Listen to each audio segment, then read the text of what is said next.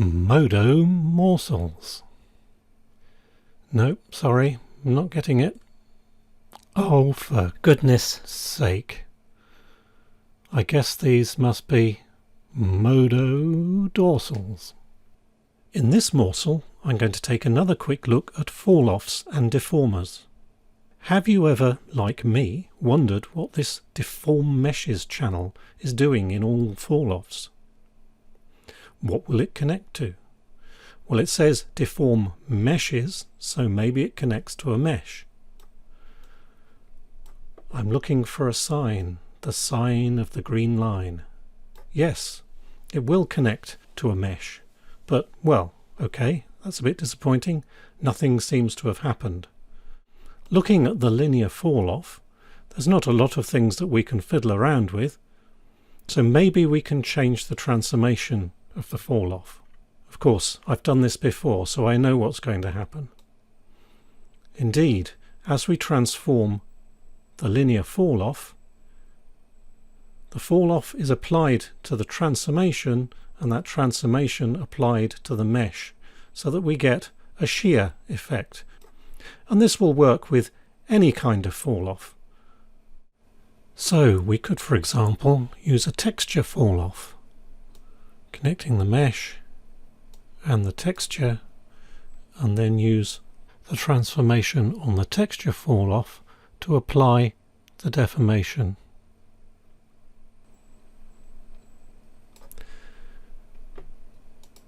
We can move the texture through the object,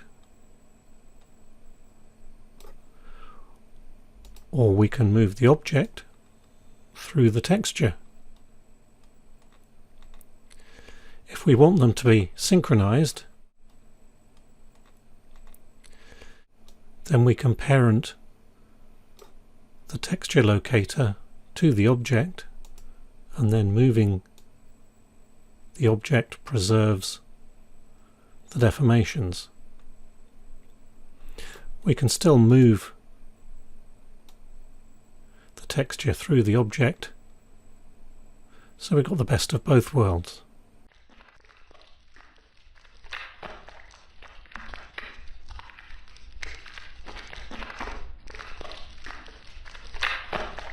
This is all very cool, but there are a number of problems. One is that this approach is really all or nothing. There's no way of selecting which parts of the mesh we're interested in. Another problem is that they don't really play very nicely with rotations. There is another way, and that way is to use a transform effector in combination with a general influence. I'm sure you've all been screaming at the screen that that's the right way to do it anyway. So we add the transform effector, and the general influence is added automatically for us, and we can use a Falloff to attenuate the transformation in the same way as we were before. Then we still get that shear effect. If we want to do rotations, it's better to use a rotation effector in combination with a general influence. This does a much better job of interpolating the rotational values.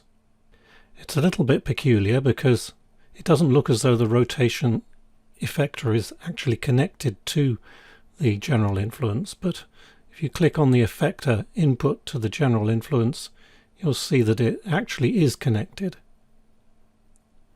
There, we can rotate it, and again, if we use the linear Falloff, now the rotation doesn't cause that squishing, and you can rotate it as far as you like without it going back to the start again.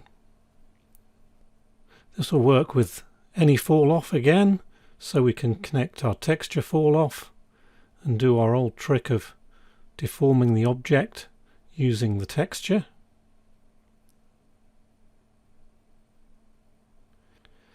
And finally, the icing on the cake is that the general influence allows you to select which part of the mesh you want to use. By default, it applies to the entire mesh, but you can use a weight map, vertex selection set, material, part, or polygon selection set to select which parts of the mesh to deform. So, for example, to use a vertex selection set, first select your vertices, then add an assigned selection set, give it a name. I'm feeling particularly imaginative today. And then we can go back to our general influence, and rather than use the entire mesh, use the vertex selection set with the name that we've chosen, and hey presto, the deformation applies just to the selected vertices.